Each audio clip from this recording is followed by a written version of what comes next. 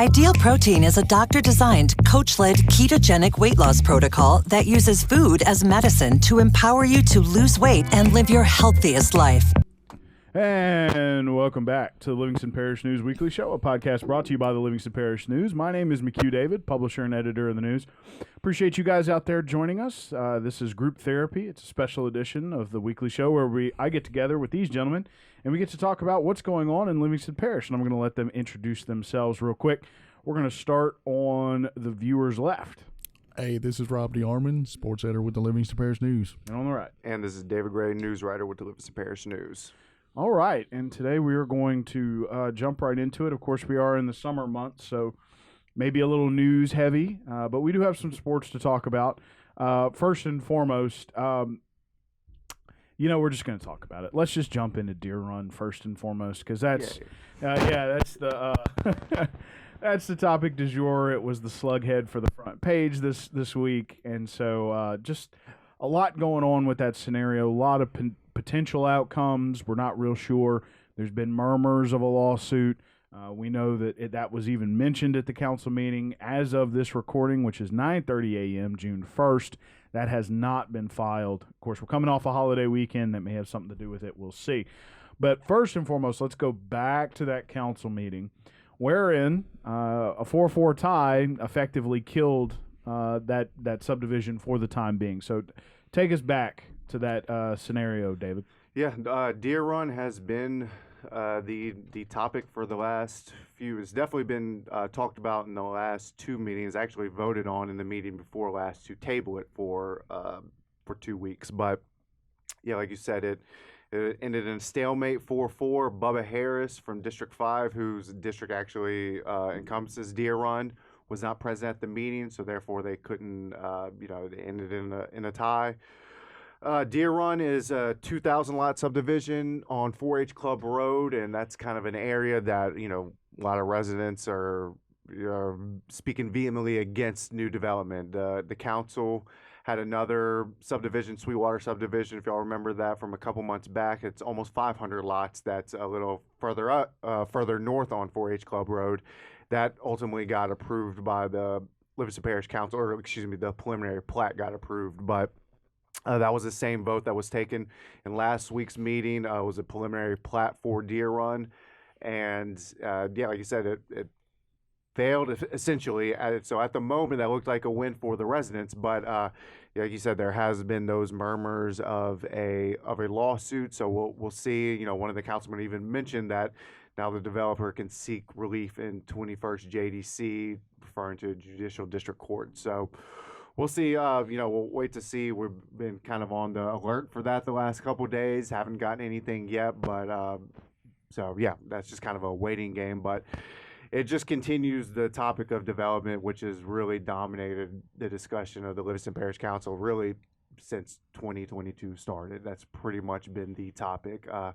And the Planning Commission has a meeting tonight, I believe, and another subdivision, another controversial one, Valere, a 700-lot subdivision just outside of French Settlement Village limits. But all those homes would be serviced by the French Settlement School District. So I know there's a lot of controversy around that. So we'll see tonight at tonight's Planning Commission meeting if the Planning Commission does vote to approve it. But yeah, it's just been one development after another, and even currently we're still in the 6-day moratorium too. Unfortunately for the residents that have complained against development, the moratorium doesn't necessarily apply to these proposed ones because they've already been in the system. They've already had plans submitted. They've made public notices about their plans to build these neighborhoods. So the ordinances, the moratorium does not affect these. And real quick, around the moratorium, the Livingston Parish Chamber of Commerce is definitively in opposition of the commercial portion of that, correct? Yeah, that was their biggest issue in the statement that they released last week, I believe. And yeah, their biggest issue was just the commercial aspect. And that was actually some of the issues that some of the councilmen who were in favor of a moratorium were against in the moratorium that was ultimately approved, because the big issue that a lot of them are the biggest issue comes from the subdivisions, these big neighborhoods, the commercial businesses, stuff like that. They're not really, to these councilmen and to residents, they're not really creating the issue, because one of the biggest issues that we'll be talking about probably next week is schools. How schools are, they have the biggest challenge with keeping up with these developments, because a good bit of the schools are at capacity or near capacity. So commercial businesses, they don't really add to that, but neighborhoods do. And so that's what some of the councilmen, whenever the moratorium was voted on, they said they were in favor of a moratorium, but they did not want it to include commercial development, because in their mind, the commercial development portion is irrelevant to what they're really trying to get past. But yeah, the chamber, they came out and said they were against it, the commercial aspect, and they were hoping for a quick resolution. Because, like I said, the moratorium is in effect for 60 days, and then they can add 30 days by resolution if they wanted to. So it could be as long as 90 days. So the Chamber of Commerce, which they're the largest business organization in the parish. They're going to speak on behalf of businesses. That is what they do, and so that's why they were against that. Even though some of them acknowledge that development needs to be looked into, but they just were not in favor of the commercial aspect.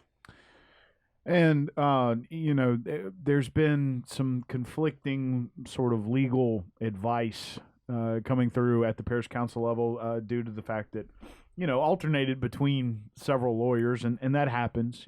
Sometimes they have maybe court in another area. So, of course, Chris Moody is the dedicated counsel for the Livingston Parish Council. Those are both spelled differently, I promise.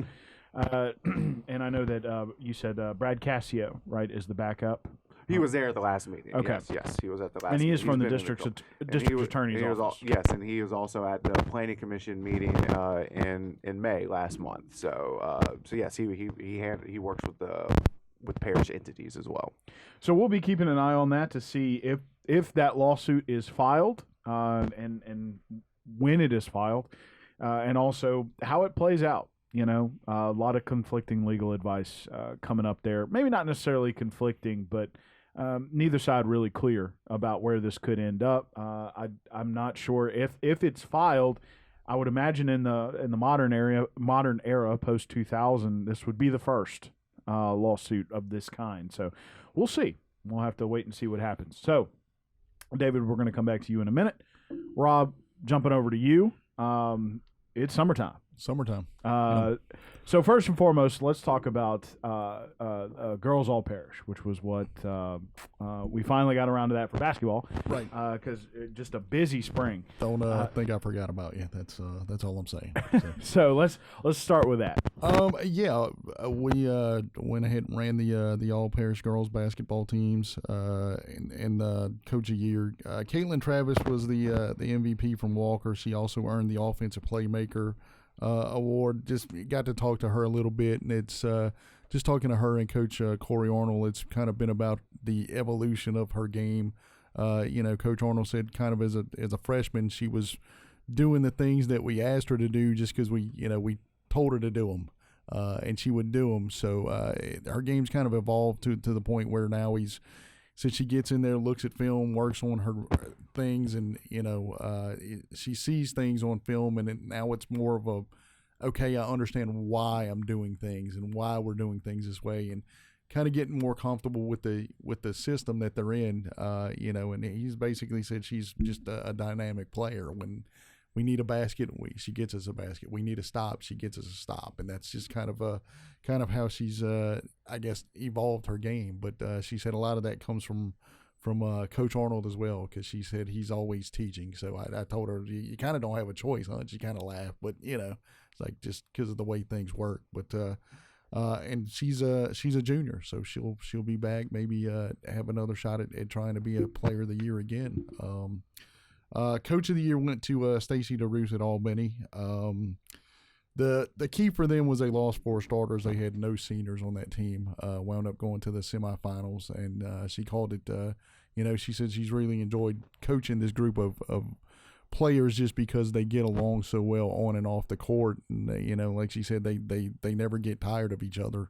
And so she said, I'm kind of hoping that lasts for another year or so because she said, I'm going to have them for another year. So, but it's just one of those things where she said, as they go through the season, and I asked her, I said, do they realize they're doing what they're doing? And she said, no, I think that's part of the fun part of it is sometimes, you go in, and she said, we would look at tournaments and she'd be like, wait, we're playing these people? Like, oh my gosh. And she said, but they never thought about, okay, we're not going to win these games or we're going to lose. They just went in and played, and they play through their youthfulness, I guess, and just pick up wins. And, you guys know it ended for them in the semifinals, which was, she said she's hoping, this year was kind of one of those years where they were number 3 seed, but she, we talked about it all through the playoffs. We kind of went under the radar. She said, I don't think we can do that, this year. People know who we are, and everybody's coming back. So we shall see what happens. Let's see, Anise Scott from Walker and Caden Boudreaux were the co-defensive players of the year as well on the team. So, and we'll have the boys team will come out and print next week. So keep watching. So, and jumping over, we got a little bit of, I believe it's powerlifting. Yes, correct.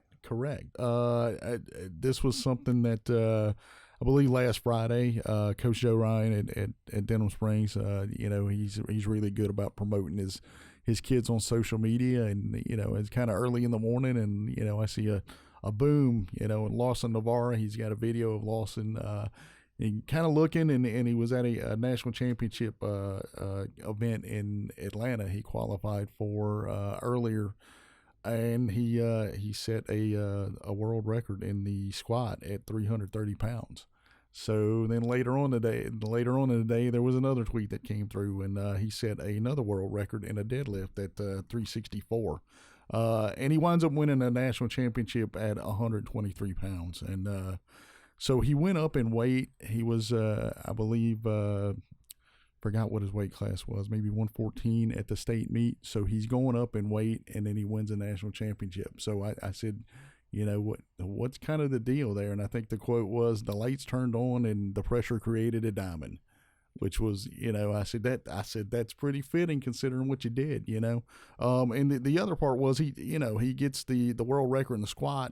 You get 9 lifts, but his first lift in the squat, he kind of defaulted on. Didn't count. So there's 2 ways that could go. You either have a really bad meet or you kind of build off of it. And of course he went 8 for 9 on the rest of his lifts. So he hit the rest of his lifts.